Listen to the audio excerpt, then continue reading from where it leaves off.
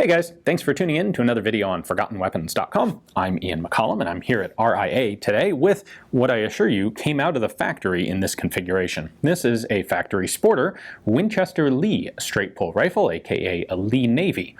And I believe me, I totally understand the dislike for sporterized military rifles. Today we recognize that military rifles in their original configuration have a lot of collector and historical value, and it's really a shame if someone decides to take something like that and cut it up to turn it into a hunting rifle.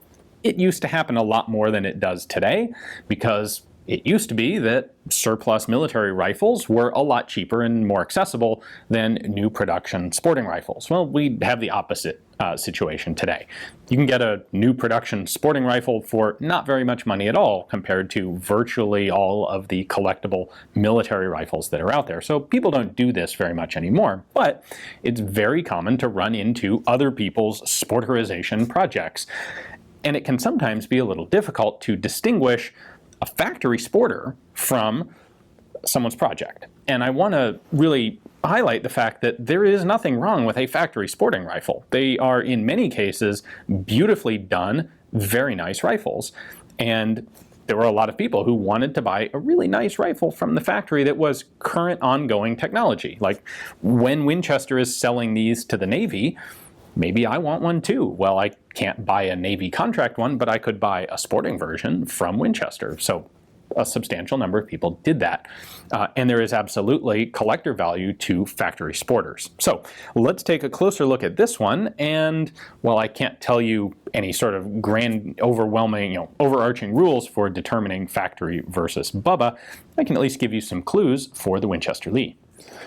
The story behind this with Winchester is that basically when they finished fulfilling their initial Navy contract for 10,000 of these rifles, they figured, all right, it's high time. We've got all sorts of parts still. We've got all the production tooling set up. Let's go ahead and sell these to the general public as well in sporting form. So they would eventually sell almost 1,700 sporting Winchester Lee rifles like this, and they had a couple different standardized patterns. This one is actually the second pattern with a stock that ends kind of like this, a little swell at the end, long finger grooves, some nice checkering to it.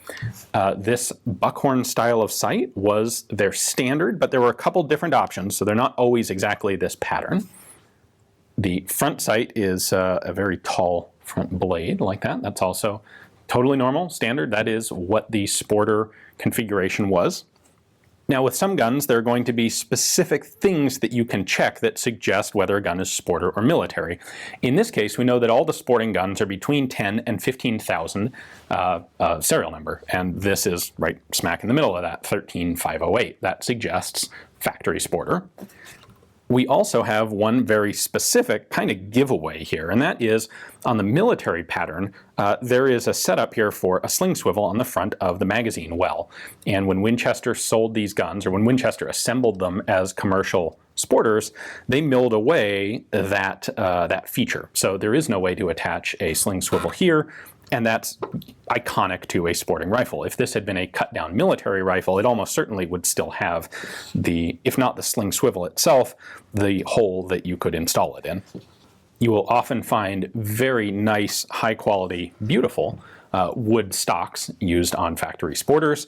And there is almost always, with every company that did this sort of thing, there was almost always an option to have extra fancy wood or extra checkering, along with, say, engraving in the action of the rifle.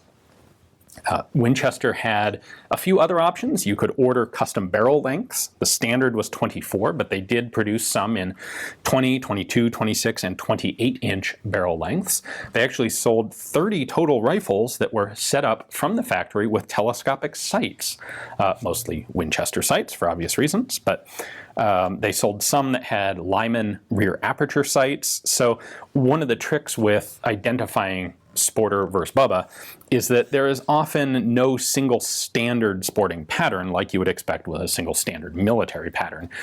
Factories for sporting rifles are happy to offer a wide variety of different custom options for their customers, especially the options that allow them to charge more money.